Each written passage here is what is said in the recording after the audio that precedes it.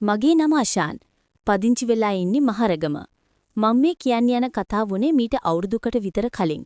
මගේ වයස දැන් 30යි. මම මේ කියන ඇන්ටි මං ඒල් කරන කාලේ තමා අපේ ගෙදරට ඉස්සරහා ගෙදරට පදිංචියට ආවේ.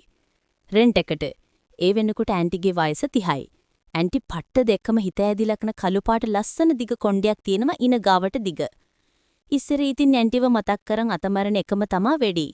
ඉතින් ඔහොම කල්යාණකොට ඒ කියන්නේ දැන් අවුරුදු 8කට විතර කලින් ඇන්ටිලා ගෙයක් හදාගෙන ගියා රුක්මල්ගම. දරුවෝ දෙන්නත් රට ගියා. ඒ දෙන්න විතරයි ගෙදර ඉන්නේ. ඉස්සර වගේ බිස්නස් නැහැ. ගේ හදන්න ගිහින් තවත් ලොස්ට් වෙලා. කාර් එකේ හැමත් විකුණලා පොඩි බයික් එකක් තියාගෙන ඉන්නේ. ඒ දෙන්න ෆන් එකේ ඉන්නවා. දැන් ඇන්ටිට 44යි අංකල්ට 57යි. ඇන්ටිලා ගියා වුණට මං ඒ පැත්තේ මාසිකට සැරයක් වගේ යනවා. මොකද ඇන්ටි තාමත් අර විදියටම ඉන්න නිසා පරණ පුරුද්දට මං තාමත් ඇන්ටිව මතක් කරන් ගහනවා. ඒ දෙන්න මාත් එක්ක ෆිට. මොකද පරණ අයට එයාලව අමතකුණාට මට එහෙම නෑ කියලා දෙන්නම නිතර කියනවා. මන්නේ දන්නේ මං එන්නේ මොකටද කියලා. ඔහොම ඉන්න අතරේ දැනට අවුරුදු 3කට කලින් මං මැරි කළා. මං ඒ දිනට ඉන්වයිට් කළා වෙඩින් එකට. ඒකටත් දෙන්නට පට්ට සැතිස්. ඉතින් ඊට අවුරුදු 2කට විතර පස්සේ මං කා එකක් ගත්තා. දවසක් මං වයිෆ් එක වෙන ගමනක් යන ගමන් ආන්ටිලගේ ගෙවල් පෙට්ටේ ගියා. දෙන්නටම සැතිස් මං කා එක ගත්ත එකට.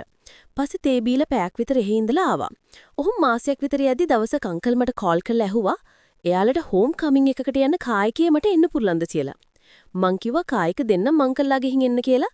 ඒත් අංකල් කිව්වා කට්ටියම කාලෙකින් සෙට් වෙන නිසා ඩ්‍රින්ක්ස් එහෙම ගන්න අමාරුයි ඩ්‍රයිව් කරන්න වුණොත් ආශාන්ට අපිත් එක්ක එන්න පුළුවන්ද කියලා. මං කිව්වා මං එන්නම් කියලා. ඉතින් ඔය කියන පාටි එක තියෙන දවස ආවා.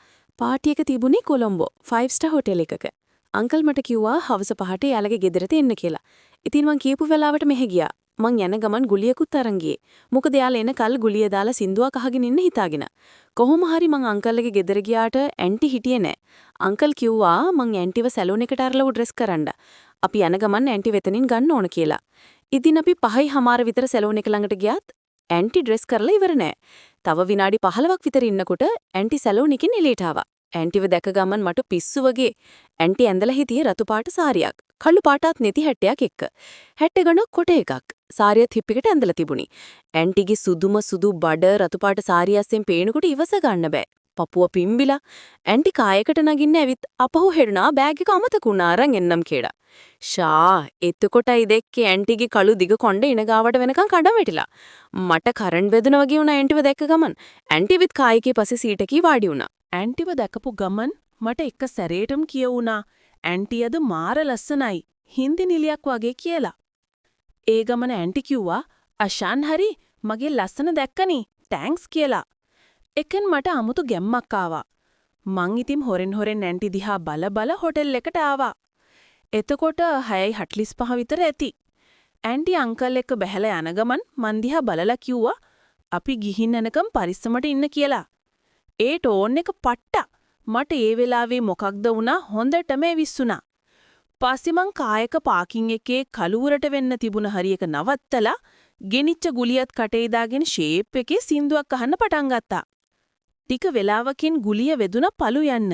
ඊට පස්සේ ඇන්ටිගේ එකම තමා මතක් වෙන්නේ. ඉන්නම බෑ.